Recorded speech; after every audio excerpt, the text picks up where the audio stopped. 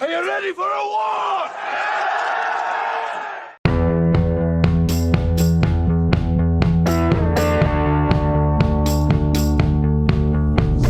Mel Gibson est un brillant acteur, scénariste, réalisateur et producteur hollywoodien. Ce génial briseur de cœur aux yeux bleus a remporté 2 Oscars et le Golden Globe Award du meilleur réalisateur. Il est père de nombreux enfants, philanthrope et millionnaire. Mais en même temps, M. Gibson est connu pour sa débauche sauvage et ses nombreux scandales. Il était également l'acteur préféré du défunt dirigeant nord-coréen Kim Jong-il.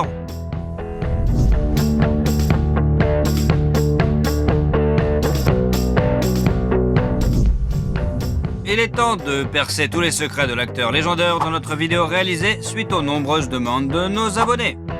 Mel Colin Gerard Gibson est né le 3 janvier 1956 dans la banlieue de New York. Il est le 6e enfant de sa famille catholique irlandaise. Le garçon a été nommé d'après Saint Mel et Saint Columcille, qui est vénéré comme l'un des 12 disciples en Irlande. Ses parents, Patricia et Hatton Gibson, étaient des gens ordinaires, profondément religieux. Ils voyaient le sens de la vie dans leurs enfants. C'est pourquoi la famille s'est avérée assez nombreuse. Ils ont eu 11 enfants au total. Il semble que le grand avenir de Mel ait été déterminé génétiquement, car sa grand-mère paternelle était une star d'opéra australienne et son grand-père était millionnaire. Il possédait un commerce de tabac prospère dans le sud des États-Unis. Le deuxième ingrédient de la formule du succès était l'amour et l'attention sans borne de ses parents. Ils ont fait tout ce qu'ils pouvaient pour subvenir aux besoins des enfants. Cependant, la famille ne pouvait pas être qualifiée d'aisée. Le père était le chef de train de la New York Central Railroad, où il a été victime d'un accident de travail. Doté d'un QI élevé et d'une volonté de faire, Hutton poursuit son ancien employeur et obtient une indemnité substantielle de 145 000 $. De plus, son esprit vif lui a permis de gagner 21 000 $ lors d'un jeu télévisé international. Cet argent lui a été très utile au moment où les États-Unis s'apprêtaient à entrer dans un conflit guerrier de grande ampleur au Vietnam. Le chef de la famille ne voulait pas risquer la vie de ses enfants qui risquaient d'être appelés sous les drapeaux et il décida de déménager sa famille en Australie. Mel a réussi à obtenir son diplôme d'études secondaires et a suivi une formation religieuse parallèle en rêvant de devenir journaliste. Mais sa sœur l'a beaucoup aidé à choisir sa future vocation. Elle savait que son frère était très artiste et aimait faire des farces. Elle a donc posé sa candidature à l'Institut national d'art dramatique de Sydney en son nom. Gibson lui-même n'était pas très enthousiaste à l'idée d'y aller. La veille de l'audition, il s'est saoulé et s'est battu, ce qu'il fait qu'il n'avait pas l'air très en forme. Heureusement, la commission a apprécié ce look rugueux et il a commencé ses études, vivant avec ses amis à Sydney. Parmi ses amis se trouvait le futur lauréat de l'Oscar, Geoffrey Rush. Alors qu'il est encore étudiant, Mel apparaît dans son premier film, Summer City. Il ne gagne alors que 400 $. Juste après avoir obtenu son diplôme, il a commencé à recevoir des offres pour des rôles dans des films, ainsi qu'une invitation à rejoindre la compagnie théâtrale nationale. Ses premiers pas dans ce domaine sont couronnés de succès. Presque simultanément, 2 films sortent en salle. Tim, acclamé par la critique, et bien sûr Mad Max, un film dystopique culte réalisé par George Miller. It'll take you 10 minutes to hack through it with this. Now, if you're lucky, you could hack through your ankle in 5 minutes. Go. Le road movie sinistre a apporté la célébrité à l'aspirant acteur qui a gagné 15 000 $ australiens pour ce rôle. Finalement, Mad Max s'est avéré être le film australien le plus réussi, avec plus de 100 millions de $ de recettes dans le monde entier. Au début, le jeune acteur ne s'attendait pas à obtenir le rôle principal car il s'était présenté à l'édition après une nouvelle bagarre. Son visage était tuméfié à cause des bleus et des écorchures. C'est pourquoi ils lui ont conseillé de revenir quelques semaines plus tard pour essayer d'obtenir le rôle d'un des bandits. Après s'être ressaisi, Mal est revenu à l'audition et lui a proposé d'essayer le rôle de Max. Personne ne s'est rendu compte que ce beau jeune homme était là avant, avec la gueule de bois et complètement défoncé. Le destin a offert à Mel un cadeau après l'autre, et cette fois, il a eu la chance dans sa vie personnelle. Il a rencontré une charmante assistante dentaire, Robin Moore. Le couple s'est rencontré à Adelaide. L'acteur y est venu en tournée avec le théâtre, mais il existe aussi une vraie version selon laquelle ils se sont rencontrés avec l'aide d'une agence matrimoniale. Il a peut-être dû recourir au service des marieurs professionnels parce que dans sa jeunesse, Gibson souffrait d'un complexe d'infériorité. Il avait beaucoup de relations éphémères, il se battait beaucoup, qu'il buvait beaucoup et qu'il s'attirait toutes sortes d'emmerdes.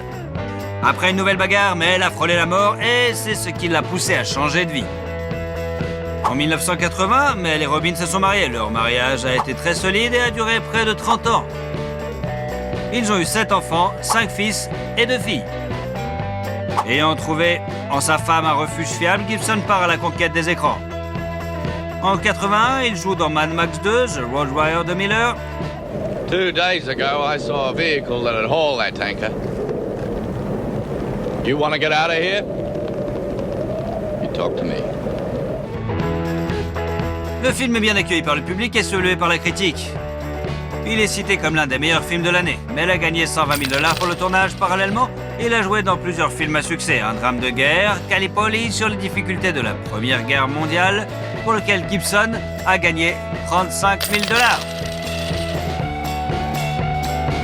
Et Attack Force Z, un film d'action sur la Seconde Guerre mondiale, qui a rapporté à l'acteur 1 000 $ australiens, ainsi qu'un drame romantique intitulé L'année de la vie dangereuse, dans lequel il a joué avec Sigourney Weaver. Au cours des 2 années suivantes, Gibson a secoué Hollywood comme un ouragan.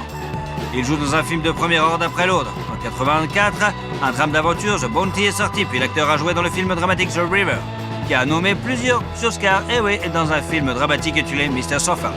La popularité de l'acteur lui a valu un contrat d'1 million $ avec une brasserie japonaise appelée Asahi. Selon ce contrat, l'acteur était tenu d'apparaître régulièrement en public avec une canette de bière. Gibson s'acquittait parfaitement de cette obligation, buvant environ 8 canettes de bière par jour. Et lorsqu'on lui conseillait de remplacer la bière par du thé ou de l'eau, il refusait. Ce contraste s'est probablement retourné contre Gibson, car pendant cette période, il a perdu son permis de conduire pendant 3 mois et a reçu une amende de 400 $ pour conduite en état d'ivresse. En 85, le 3e film Mad Max est sorti. C'est la dernière fois que Gibson joue ce rôle. Mad Max Beyond Thunderdome était spectaculaire et plein d'action. Et Mel a reçu 1,2 million de $ australiens pour ce rôle. 1 hour. If you find him, what then? I'll ask him to return what's mine. Oh, of course, he'll be desperate to clear his conscience. He will be. You that good? Mm-hmm. Il a finalement établi sa présence sur l'Olympe hollywoodien en jouant le rôle principal dans le film d'action classique Cut Lethal Weapon en 1987. 100,000 dollars. Did you hear what he said? 100,000? I'm sorry, I can't afford that, not on my salary. Le film a valu à ses créateurs une série de récompenses, dont une nomination à l'Academy Award pour le meilleur mixage sonore. Martin Riggs, magistralement créé par Mel, est l'un des meilleurs personnages de cinéma selon le magazine Empire.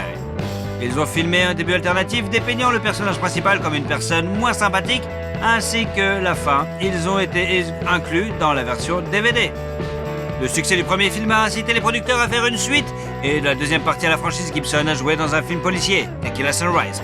Après la fin du tournage, L'Arme Fatale 2, en 89, il est devenu évident qu'il n'était pas commercialement raisonnable de tuer ce personnage, et le scénario original a été réécrit pour permettre la réalisation d'un autre suite. La franchise compte au total 4 films. And Riggs, one more thing. What? You know what that says? Yeah, same thing as that, but I don't give a... Mais elle a dû refuser le rôle de Batman pour pouvoir jouer dans la suite. Cependant, la magnifique performance dans le premier film a donné à Gibson l'opportunité de réaliser le rêve de tout acteur, jouer Hamlet dans l'adaptation cinématographique de la tragédie de Shakespeare. La scène de la tentative de suicide de Riggs a laissé le réalisateur Franco Zeffirelli sans voix, et il ne voulait que Mel pour jouer le rôle principal. Aucune des grandes sociétés cinématographiques ne voulait financer l'adaptation. Mel Gibson a dû créer sa propre société pour commencer le tournage. C'est ainsi qu'est née Icon Production. Elle a produit plus de 20 films. Mel Gibson a utilisé comme logo un fragment de l'icône de la Vierge de Vladimir. Cela a permis à Gibson d'être très occupé dans les années 90. Il a joué dans Bird on Fire, Fire Young et le film d'action Air America. Il a été payé 7 millions de $ pour ce dernier. En 92, les fans ont vu le film suivant sur Martin Riggs. Le 3e, Arme Fatale, a été un énorme succès au box-office et a enrichi Gibson de 10 millions de $. Ensuite, le comédie western américaine Maverick a fait un tabac au box-office et Mel a reçu encore plus d'argent pour ce film, soit 15 millions de $. I might have said a gut was cheap, but never a coward. Cheap! Never call a man a coward. I was teasing. Teasing! Oh. I don't like being teased. Par ailleurs, l'ambition australienne cessait à la réalisation. Il tourne son premier film et il joue le rôle principal, l'homme sans visage. Malgré les espoirs qu'il suscitait, n'a pas été un succès, ce qui n'est pas le cas du prochain film de Gibson, le drame historique épique Braveheart. qui raconte la lutte de l'Écosse pour sa liberté, a crevé l'écran. You tell your king that William Wallace will not be ruled, and nor will any Scot while I live. La preuve de cette appréciation a été donnée par 10 nominations aux Oscars. Le film a remporté 5, dont 1 pour Mel Gibson lui-même dans la catégorie meilleur réalisateur. Il a également remporté le Golden Globe du meilleur réalisateur. L'histoire de la création du film est pleine de faits amusants. Par exemple, le personnage de Mel n'a que 20 ans selon le scénario et l'acteur lui-même avait 38 ans au moment du tournage. À l'origine, le film devait être beaucoup plus horrible, mais des scènes controversées ont été supprimées pour abaisser le niveau d'âge. Les défenseurs des droits des animaux ont eu quelques problèmes avec le film car ils ne croyaient pas qu'aucun cheval n'avait été blessé pendant le tournage. Gibson a réussi à se sortir du scandale en prouvant que certains chevaux avaient été mécanisés. En 2000, lors d'une vente aux enchères spéciales, l'épée utilisée par Gibson pendant le tournage a été vendue pour 170 000 $. En 1995, Mel s'est essayé à l'animation et il a participé à 2 projets en tant que comédien, Casper et Pocahontas. Juste après, Gibson a joué dans des films à suspense pour lesquels il a reçu 20 millions de $. Crimson et Conspiracy Theory. En 1998, L'Arme Fatale 4 sort sur les écrans. Mel bat à nouveau son record personnel et reçoit 25 millions de $ pour ce rôle. En outre, il s'agit d'un contrat publicitaire lucratif avec la société japonaise Subaru et apparu dans la publicité au volant d'une berline Legacy à conduite à droite, traversant Stockholm de New York. D'ailleurs, Mel lui-même a choisi une autre voiture japonaise, une modeste berline Toyota Cressida. Au tournant du siècle, les fans ont vu Mel dans un autre film d'action intitulé Payback et dans The $1 Million Hotel. Il a également interprété un personnage dans Chicken Run. Le drame historique The Patriot a été salué par le public et Gibson a reçu 25 millions de $ pour ce film. I understood you to be a patriot. If you mean by patriot, am I angry about taxation without representation? Well, yes, I am. Il est curieux que Mel ait demandé que plusieurs modifications soient apportées au scénario.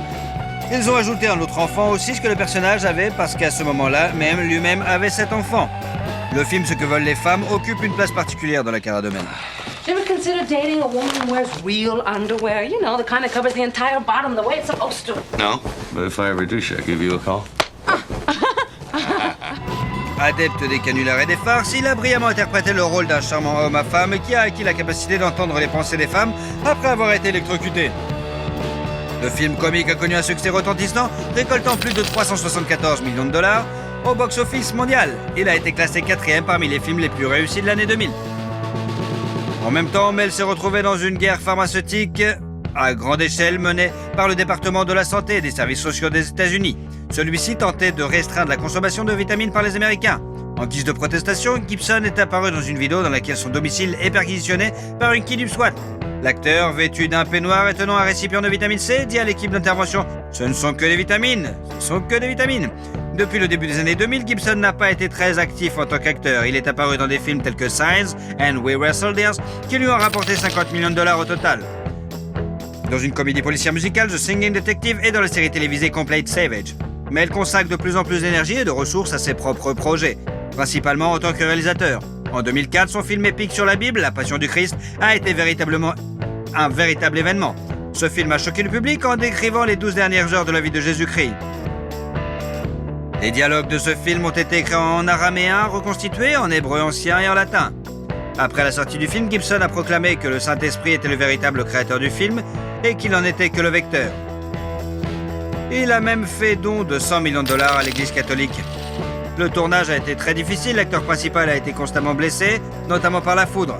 Pour rendre le film plus authentique, ils ont décidé d'éviter d'utiliser des images de synthèse. Le travail a été fait exclusivement par des maquilleurs qui ont passé 10 heures dessus. De plus, l'acteur qui jouait Jésus a reçu de vrais coups et a porté une vraie croix en bois pesant 154 livres. Et grâce à cette approche désintéressée et rigoureuse, le film s'est avéré grandiose. Toute la société a été choquée, y compris le pape Jean-Paul II, qui a fait l'éloge du film. Et la fille de Gibson, Anna, a été tellement impressionnée qu'elle a même exprimé le désir de prendre la voile et de devenir religieuse. Les recettes phénoménales du film n'ont pas été une surprise. Il a rapporté 609 millions de $ dans le monde entier. C'est pourquoi il figure toujours dans le top 10 des films classés les meilleurs, qui ont rapporté le plus d'argent. Après le tournage, Mel a décidé d'acheter l'île verdoyante de Mago, située dans l'archipel des Fidji et mesurant 8 km², pour 15 millions de $. Il a déclaré qu'il avait l'intention de préserver l'état original de l'île pour les loisirs. Et il est resté fidèle à ses paroles. Les images satellites ne montrent qu'une piste d'atterrissage en terre, la maison de Mel Gibson dans la partie nord de l'île et les maisons des habitants qui sont payées par l'acteur. Le prochain projet d'envergure de la société Icon est le film mystique Apocalypto, basé sur les mythes et légendes historiques de la tribu Maya. Gibson était le producteur, le réalisateur et le scénariste du film. Comme pour le film précédent, mais elle a essayé de le rendre aussi authentique que possible et n'a pas fait confiance aux images de synthèse pour faire le travail. Le film a été tourné principalement dans l'état mexicain de Veracruz et les pyramides ont été reconstruites de manière très proche des originales.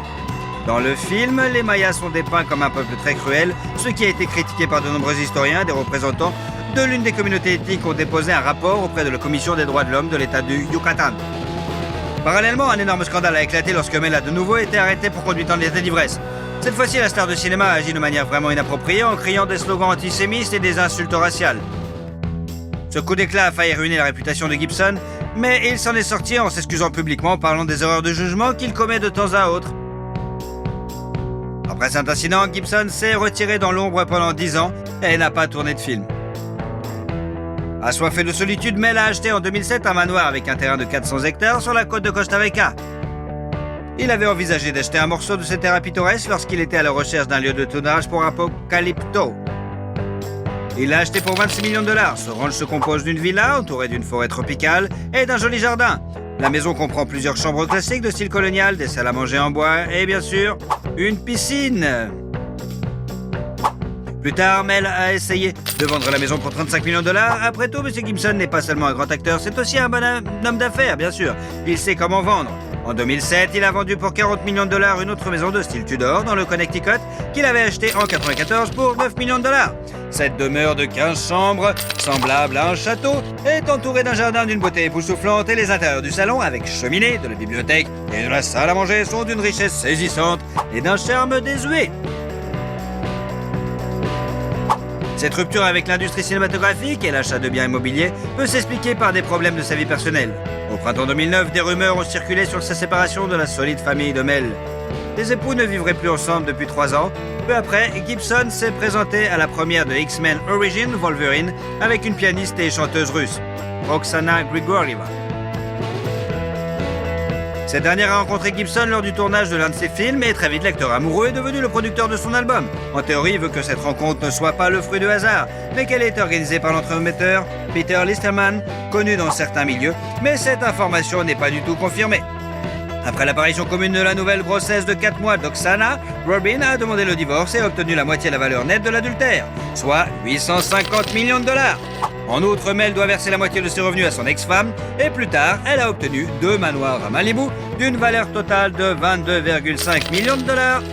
En fait, l'indemnité de rupture des Gibson est considérée comme l'une des plus importantes de l'histoire d'Hollywood. Intéressant, non? En octobre 2009, Mel et Oksana ont eu une fille qui est devenue le 8e enfant de l'acteur. La nouvelle famille, avec le nouveau-né Lucy Ann, vit dans un manoir de 11,5 millions de dollars situé bien sûr à Malibu. Mel a acheté la maison à son ami David Duchovny, mais la vie de famille n'a pas fonctionné et après 18 mois, le couple s'est séparé. Quelques mois plus tard, Grigorieva a déposé une plainte auprès de la police déclarant qu'elle avait été physiquement abusée par Gibson. Une procédure pénale a été ouverte contre Mel, qui a été condamnée à 3 ans de prison avec sursis, bien sûr. Une amende de 400 $ et une interdiction de voir leur fille commune. Le tribunal lui a également ordonné de verser à sa conjointe de fait une indemnité de 750 000 $ et payer 40 000 $ par mois jusqu'à ce que l'enfant atteigne l'âge de 18 ans. Par ailleurs, Oksana a obtenu un manoir à Sherman Oaks que Gibson a acheté en 2009 pour 2,4 millions de dollars. Le tribunal a ordonné à Mel de payer les frais d'entretien, mais la femme en voulait plus et elle a publié sur les médias sociaux un enregistrement d'un appel téléphonique entre elle et Mel, au cours duquel ce dernier a proféré des insultes racistes. Cette affaire a failli coûter à l'acteur sa carrière et sa réputation. De nombreuses personnes se sont retournées contre lui. Mais pas Johnny Foster, Robert Downey Jr., Robert Rodriguez et Sylvester Stallone. Ils l'ont aidé l'acteur et grâce à Rodriguez et Stallone, ils ont pu apparaître dans des films tels que Machete Kills, où il a joué un méchant pour la première fois, et The Expendables 3. He thinks I'm joking. I'm not joking. You should see me when I'm angry. You'd be very impressed. Then very dead. À la suite de ce scandale retentissant, le tournage du film d'action Gadget Gringo a été retardé et la première du drame excentrique The Beaver a été annulée. La première était prévue en décembre 2010 compte tenu des nominations aux Oscars, mais le film n'est sorti qu'en mai 2011. La première a été un flop, le film a échoué au box-office, et pour couronner le tout, en 2010, l'acteur a eu un accident de voiture. Il a écrasé sa Maserati contre une falaise rocheuse sur l'une des routes de Malibu. Heureusement, Gibson est indemne, ce qui n'est pas le cas de la voiture, qui a dû être remorquée complètement détruite. Après cela, l'acteur a décidé de conduire une Sport électrique très pratique, et il l'a conduit depuis plusieurs années déjà. Mais elle a essayé d'oublier sa relation précédente et en 2012, il a été rapporté qu'il sortait avec l'athlète Ashley Cusato, mais cela n'a pas duré très longtemps. La période suivante de la vie de Mel peut être considérée comme une remise à zéro. Il est complètement inactif, tant dans sa vie professionnelle que personnelle. Ce n'est qu'en 2016 que Gibson a repris son activité. Il est apparu dans le film d'action Bloodfather, puis a réalisé Hacksaw Ridge, qui lui a valu des nominations aux Oscars en tant que meilleur acteur. Et il a également été rapporté que sa nouvelle petite amie, Rosalind Ross, est enceinte du 9e enfant de l'acteur. Le 20 janvier 2017, le couple a eu un bébé. Ils l'ont appelé Lars Gerard. Ainsi, Mel occupe la 2e place dans le classement des acteurs ayant le plus grand nombre d'enfants. Seul Charlie Chaplin a eu plus d'enfants que Mel Gibson. Il en a eu 11. Mais quelque chose nous dit que Gibson pourrait battre ce record. Au cours de ces dernières années, Gibson est apparu en tant qu'acteur dans des films tels que Dragged Across Concrete, Boss Level, Force of Nature, Dangerous and Daddy's Home 2. Why does a duck have feathers? Why? To cover up his butt quack. Hey, kids, I got a good one for you. 2 dead hookers wash up on the shore. Whoa, shut up. Le film le plus particulier dans lequel il a joué récemment est probablement Le Professeur et le Fou, 2018. Ce film a été produit pendant 17 ans, le processus de tournage a été émaillé de scandales et de procès. Ainsi, la société de production Voltage Pictures a interdit à l'équipe de tournage de se rendre à Oxford, en Angleterre. La raison invoquée était le dépassement de budget et le manque de temps, et le tournage a donc été déplacé en Irlande. Furieux, Gibson ne pouvait pas laisser la société paralyser son film de la sorte. Et il a tenté d'interdire la sortie du film par voie judiciaire, mais en vain. Pour se venger, il a décidé de ne pas participer à la campagne publicitaire. En 2020, le film d'action comique Fat Man, avec Mel Gibson dans le rôle principal. Remember when my bacon went through the vegan sugar-free phase? Oh, yeah. I was lucky to survive it. Must have lost 12 pounds. En 2021, Gibson apparaît dans les films d'action Agent Game, Dangerous and Last Looks. Et l'année suivante, le public peut voir l'acteur dans Father's 2, On the Line, Hot Seat, Panama et Bandit. Après tous les procès et les pensions alimentaires, la valeur nette de Mel Gibson s'élève aujourd'hui tout de même à 425 millions de dollars. Même si selon certaines estimations de sources ouvertes, Mel a reçu la somme record de 450 millions de dollars pour La Passion du Christ et n'a investi que 30 millions de dollars de son argent personnel. Selon les informations les plus récentes, Mel ne reste pas inactif. Gibson sera le réalisateur de L'Arme Fatale 5. En outre, il jouera le rôle principal dans la mini-série The Continental, dont la sortie est imminente. La plus intrigante est la rumeur selon laquelle l'acteur travaille sur la suite de son film épique sur la vie et la mort de Jésus-Christ, intitulé La Passion du Christ, Résurrection, où Gibson serait à la fois réalisateur, scénariste et bien sûr producteur. Nous avons fait de notre mieux pour vous raconter la vie de cet acteur brillant, de ce réalisateur talentueux, de cette personne unique qu'est Mel Gibson. Pensez-vous qu'il parviendra à surprendre le monde avec un nouveau chef-d'œuvre comme il l'a fait avec Braveheart et La Passion du Christ? Bolo-yen, qui est devenu l'Hercule chinois. Né le 3 juillet 1946 à Guangzhou, en Chine, dans une famille composée d'un homme d'affaires local et d'une femme au foyer, Yang Xi, plus connue sous le nom de Bolo-yen, était le fils d'un philanthrope chinois. Le garçon s'est intéressé au kung-fu à l'âge de 4 ans et à 10 ans, il a commencé à étudier les arts martiaux avec des maîtres locaux. Il a également suivi des cours d'acrobatie et a développé un vif intérêt pour l'haltérophilie. Il a combiné avec succès les arts martiaux et la musculation, devenant finalement le champion chinois de powerlifting. Contrairement à la croyance populaire, Bolo n'était pas un champion de karaté Shotokan et n'a jamais pratiqué cet art martial. Au milieu des années 60, le jeune homme a fui la Chine communiste pour Hong Kong. Plus précisément, il s'y est rendu à la nage. C'était l'une des rares voies d'évasion où la probabilité de rencontrer une patrouille frontalière était la plus faible. À Hong Kong, il est devenu entraîneur et a ouvert sa propre école de culturisme. Il a rapidement attiré l'attention de l'un des agents de la plus grande société cinématographique de Hong Kong, le studio Shaw Brothers, qui lui a proposé un rôle dans un film. En 1970, le jeune homme a 23 ans et fait ses débuts sur grand écran dans un film d'action, The Amazing Swordsman, dans un second rôle et remporte également le titre de Monsieur Hong Kong Bodybuilding, qu'il confirmera pendant 9 années consécutives. Après des rôles de méchants brutaux dans 14 autres films, dont le film d'action Five Finger of Death, l'acteur en herbe décide de quitter le studio. La rencontre avec Bruce Lee marque un tournant dans la carrière de Yang-soo. Bruce tournait à l'époque La Voix du Dragon et le film était sponsorisé par la compagnie de cigarettes Winston. Dans les cinémas, avant la projection, une courte masterclass de Bruce Lee et une publicité pour une cigarette devaient être diffusées. Et notre héros a été invité à y participer. Une amitié se noue entre eux. En 1973, Bruce invite son camarade à jouer le rôle de garde du corps de son adversaire principal à l'écran dans le film Exit Dragon.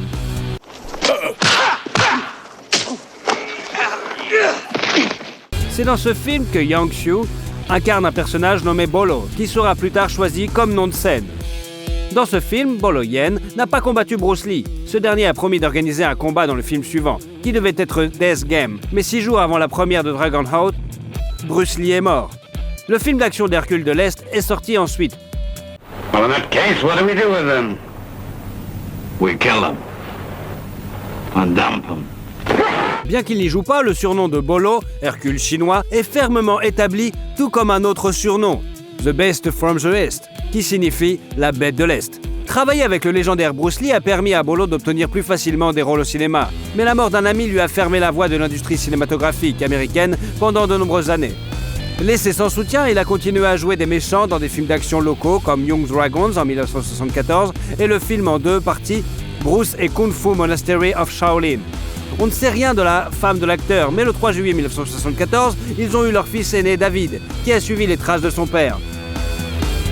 Dès l'enfance, il a étudié les arts martiaux, et à l'âge de 14 ans, avec Bolo, il a fait sa première apparition dans un tournoi de bodybuilding. Il a également joué dans plusieurs films, et aujourd'hui entraîneur.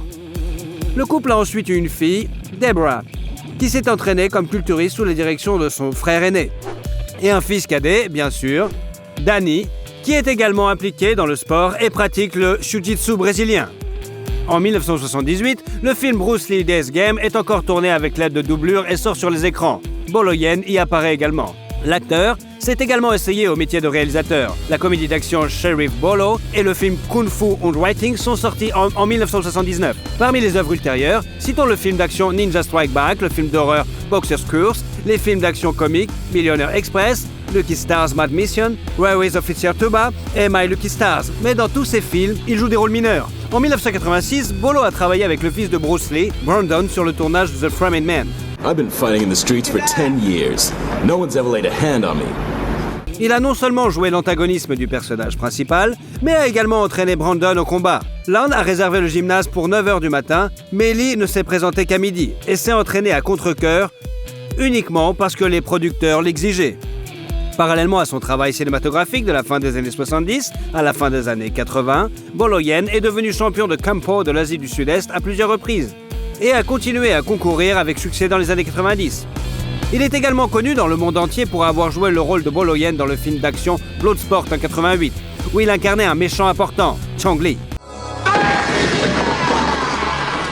Very good.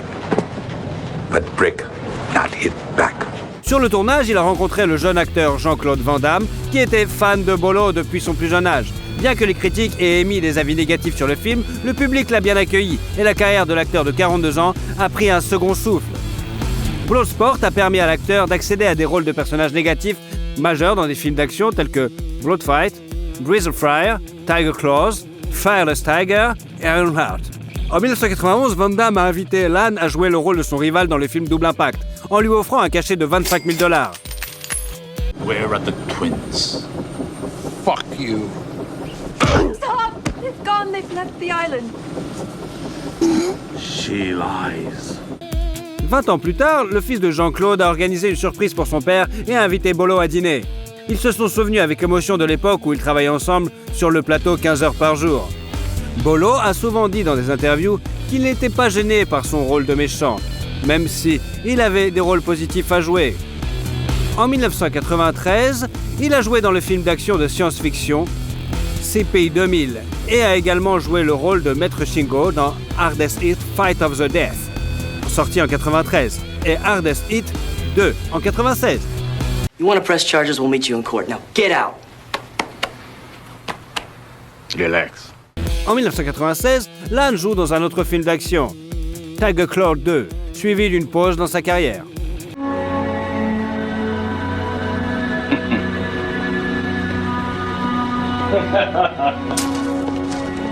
En 2006, le moteur de recherche Yahoo a réalisé un sondage pour savoir qui, selon les utilisateurs, était le meilleur acteur de films de kung-fu. Et Bolo Yeon est arrivé en deuxième position, juste derrière Bruce Lee.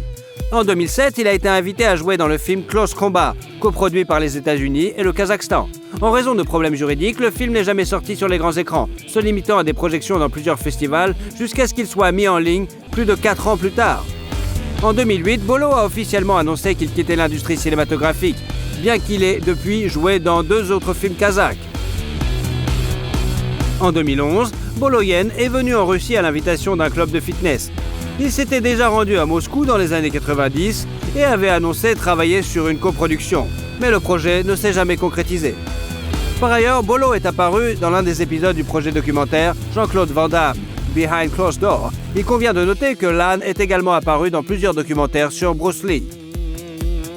En 2016, l'acteur a joué un caméo dans The Diamond Quarter et l'année précédente, il est apparu dans le film d'action-aventure The World of Our Feet.